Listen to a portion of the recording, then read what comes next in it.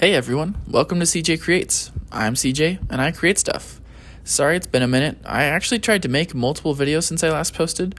The problem was that none of them stuck with me. What I mean by that is when I finished drawing, I felt like they were contrived, forced, I don't know. Basically, they just didn't feel like the art I wanted to be putting out. So I took a step back, gave myself some space to think, and tried to come up with ideas for the things I wanted to draw. This video is one of them. I want to premise the drawings you're about to see by saying that while they may not seem original, I promise they are. The ideas that they stem from have been knocking around in my brain since junior high and high school, which predates the 6th generation of Pokemon. I realize that dates me not as old, but probably as too old to be drawing Pokemon. That's fine with me, I don't really care. I say this because you'll see that this Pokemon has some similar themes to a Pokemon that I just adore. Mimikyu, a Pokemon beloved by many, is cute because it's a ghost type that's trying to be a Pikachu. Let's be honest, this is just a great concept. I love it. But I had an idea that was similar and different to this when I was about 14 years old. In fact, Mimikyu came into existence while I was living in Japan 5 years later. So while some aspects of this concept have been done, I hope you'll agree that mine is different. Even if you don't, this design has been bouncing around my head for 10 years and you can try and argue with that if you want, I guess. It's up to you. Here's what I had in mind. When I first drew this Pokemon, I wanted to make something that would intentionally switch between right side up and upside down. I eventually settled on a ghost wearing a poorly made burlap costume, but for different reasons than that of Mimikyu. What's the worst thing you could be as a ghost? The answer is being not scary. I thought it would be interesting if, as a basic evolution, this little ghost was just not scary enough, and so it tried to make itself a scary costume. I should also clarify, these are reimaginings of my original drawings. I couldn't find them, and even if I had, the designs wouldn't hold up. I've learned so much more since then, and I really wanted to separate this design from Mimikyu. That's why this little guy's costume kind of resembles a Gumi. Originally, the costume had been closer to that of some kind of mammal, like a bear, maybe, but that design featured ears too similar to Mimikyu, and I didn't want to do that. Luckily, this led to design changes that overall I'm a really big fan of, and I think it changes the concept in a positive direction. Instead of trying to look like a bear, this Pokemon and its evolutions honed in on something else much scarier in Pokemon: dragons. This little guy uses its ethereal body in combination with some burlap to try and imitate the shape and look of a Gumi. Of course, this isn't a perfect recreation. I didn't want to just redraw a Gumi. I do think this Pokemon does a good job of looking more scary in its upside down form, even if it's not really that scary. It's just scarier than it normally would have been. Meet Stumi, the costume Pokemon. A Pokemon easily frightened and not very frightening, they have taken to using costumes as an attempt to become scarier. After many different attempts, these Stumi found that they were most feared upon imitating dragon Pokemon. Using burlap costumes, they usually imitate Gumi, as they are already the same size and have a similar shape. Though Stumi is trying to be a dragon, I decided to keep it just a ghost type for now. Nothing against it, its costume is very good, I should know. I made it myself. But at this stage, its costume is just an imitation, nothing more than that. With the evolutions that follow, you'll see that it gets better at doing this dragon Pokemon facade, but for now, it is just a baby. It's not good at dragoning yet. Something I tried to keep in mind while I was designing the second stage for this Pokemon was that I didn't want to just imitate the Goodra line. And I don't want these to be perfect imitations either, more like inspirations. I don't want to just be redrawing pre-existing Pokemon, and I don't think that it would be very scary if I were to do that. You'll notice in the sketching process, I tried kind of a got bigger syndrome on this, and it just didn't work out. I hated it and moved on quickly. Instead, I decided to think about how the concept itself could get better. A ghost trying to be more scary imitates a dragon. That's easy enough. That concept needs to be consistent throughout this Pokemon, but how do I make it more than just a bigger, scarier looking face? The answer is to change up the dragon. I thought it would be cool to imitate a second stage dragon Pokemon, and I picked one of my favorites, Zwelot, which is underrated. I'm just going to throw that out there. Lots of second stage Pokemon get ignored. I get it, they're awkward teenagers, but I really like Swellet. The fact that the two heads don't get along and fight each other just makes it funnier to me, and I love it even more for it. Anyways, I wanted the costume to be two-headed, but I didn't want my Pokemon to be. Maybe that's kind of a strange concept, but I thought it would be more interesting this way. my Pokemon isn't the costume, but rather a ghost that can rearrange its body inside of the costume to perfectly puppet it. This means that even though it's spreading itself out to both heads of the costume, it still only has one eye to put in each head. While not a crazy important detail, for me it makes a big difference. This is because it makes it clear that this Pokemon is just putting on a facade. In fact, from behind, the eyes could potentially look empty if the Pokemon didn't know you were watching it. I've probably emphasized this one too many times, but I'm just going to say it again. This Pokemon's costume isn't meant to look like a Zweilot. It's just based on one. I imagine that my Pokemon saw a Zweilot and recognized how feared it would be if it were to imitate that one. So it took advantage of the two-headedness and tried to make a new costume based on it. This is also kind of where the dragon typing starts to come into play. Recognizing that looking like a dragon type wouldn't always be enough, this Pokemon watched other dragon types, then taught itself to act and attack like one. I think it's an interesting concept, the idea that a Pokemon basically willed its typing into existence through hard work and effort. To be scarier, it had to learn to be a dragon type. This effort would be put in while it was still a Stoomy, and the last thing that it would do before evolving would be to learn a dragon type move. Move-based evolutions have existed before, and so I wanted to apply that idea here.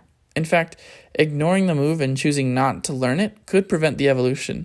Of course, I'm not sold on that detail, but I think it would make for interesting gameplay. Meet Stitchra, the Stitched Dragon Pokemon. Stitchra evolves from Stoomy after learning a Dragon-type move. This added ability to not only look like a dragon, but now attack like one, allows it to better sell its costume. It does its best to puppet both dragon heads at once, but it can only put one eye into each. This makes it difficult to appear dragon-like from all directions. Though its true form isn't very scary, many smaller Pokemon often run from its flipped form. When I look at Stitchra in its right-side-up form, it very much feels like a larger version of Stoomy. But once you go below the waist, which is poor word choice on my part, I feel like the dragon head arms do a good job of differentiating the two Pokemon. Of course, colors are always tricky, which is where I really struggled with Stitchra. I don't want to reuse Stoomy's colors. I want them to feel related though. I chose to tweak the burlap and added blue on the arms and generally make it darker than Stoomy.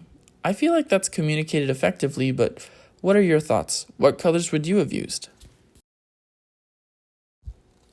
Alright, you've made it this far in the video, which means you get a special reward. You get to watch me draw more. Okay, it's not much of a reward, but you do get to see a cool Pokemon, or at least something in my opinion that's a cool Pokemon. Something I really wanted to do with this one was make big changes for its final stage. I think adapting the concept here is the best move. This Pokemon, by the time it's reached its final evolution, has figured out how to be scary. In fact, that's not what concerns it anymore. But do you know what it does want? Now, it wants to blend in with other Pokemon so it can go about doing its ghostly deeds. I'm not saying evil, but it is a ghost. It wants to haunt and do other ghosty things. It's not necessarily concerned with being nice.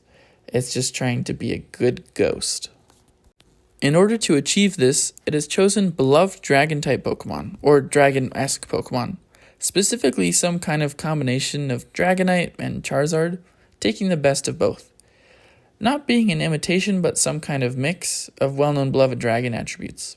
I wanted to make it big-bellied and friendlier seeming, really like the vibe that Dragonite gives off.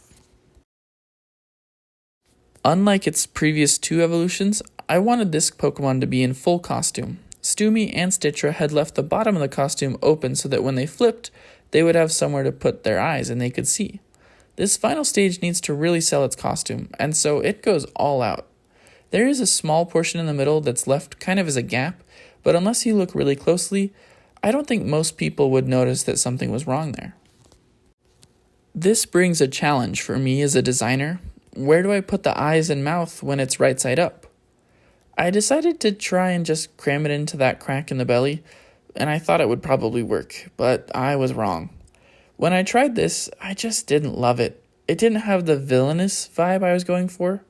Luckily, the pose I gave my dragon gave me a great idea. What if the bottoms of the feet weren't there? Just kind of like big hanging tubes. And then when this Pokemon was right side up, The eyes could see through the bottom of the feet. Immediately, this fixed my problem, and it made that big crack in the belly a really big mouth when the Pokemon was right side up. I wanted to talk about the mechanics of how this would work in-game for a moment. I thought a lot about this, and I think the best method would be a special move that flips this Pokemon's form. An ability just gets too complicated, and I would have a hard time defining under what circumstances it would switch. A special move makes it clear that this Pokemon just switches every time you use it. But after you use it, what advantage do you get from switching? Pokemon doesn't do things just for aesthetics. I think it would be cool if you switched the special attack stat and the attack stat each time you switched. The defenses wouldn't change, but what attacks would be strongest do. Now that I think about it though, maybe that's a little overpowered. So maybe instead, switching would just add a small boost to the stat that's related to the form. I don't know how numbers work in Pokemon, but maybe when it's right side up, it gets plus 10 special attack, and when it's upside down, it gets plus 10 attack. To clarify, the right side up is the ghost form, and upside down would be the dragon form. Maybe this is kind of a silly thought exercise, but sometimes when I design a Pokemon, I try and think about it in the context of how it would first appear in the anime. For me, this Pokemon's episode writes itself. Hear me out. A little girl, accompanied by a dragon, which is our Pokemon in its upside down form, finds herself afflicted by a haunting. She wakes up in the middle of the night to strange noises, things flying around her room, and the lights flickering. She asks her dragon to protect her, but to no avail. Ash, even though he's probably leaving the anime after the season, and the crew find her in town, and she's just scared of everything. They decide to try and help her. Their investigation leads to nothing, they can't find the source of the haunting, they're about to give up, but finally they figure it out. Ash has Pikachu thunderbolt the dragon, and it gets it away from the little girl, revealing its ghostly form. Eventually, though, she forgives it and learns to love it even when it's right side up, and they truly become partners. So, it's a little sappy, I know, but if you've watched enough Pokemon anime, you know that's how it always goes. Meet Castragon, the fake dragon Pokemon. Castragon does its best to blend in with the dragon Pokemon that are so beloved by humans. This is done in an attempt to gain trust before it can haunt humans and do other ghostly things. Again, it's just trying to be a good ghost. It's not concerned with good or evil, it just wants to be the best ghost that it can be. The color palette of its costume this time is much brighter than that of its previous evolutions, and its shape is more defined as a dragon. This is, again, to kind of sell it as a plushy, friendly dragon. It's not dark. I mean, I know its mouth looks a little evil, but for the most part, it seems like it's smiling and very friendly. Like I said, too, I imagine this Pokemon appears in the anime, even if it's just for the one episode. I can easily see it happening in-game. This is a Pokemon that I have had stuck in my brain for just so long, and I'm so happy that I got to put it out onto paper, or digital paper, whatever you call that. Digipaper? I don't know. Someone think of a good word for that. Anyways, Castragon and Stitchra and Stumi eventually weren't dragons, like I said, but I really think that Mimikyu forced me to take my idea and make it better than it would have been previously. And so for that, I'm grateful. Again, I don't think my Pokemon's an imitation. It's something I've been trying to execute well for a while. It's just that something with a similar idea came along and did it better than I did. So I was forced to switch tracks, which ended up being really good for me. This design turned out way better than it would have when I first drew it. And so I'm really happy with how this turned out.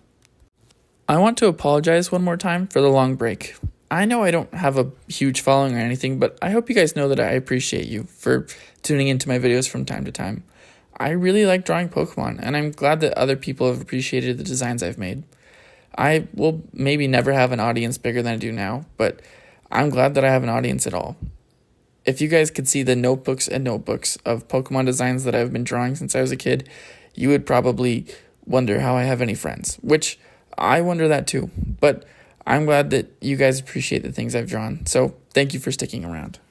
I plan on excavating my old sketches and drawing more Pokemon based off of them for the next little bit, but let me know if you have any ideas or suggestions. These concepts are outdated, and I'm going to have to reinvent a lot of them. They may not happen perfectly. For now, I hope you like what I've made, and I can't wait to see you create something of your own.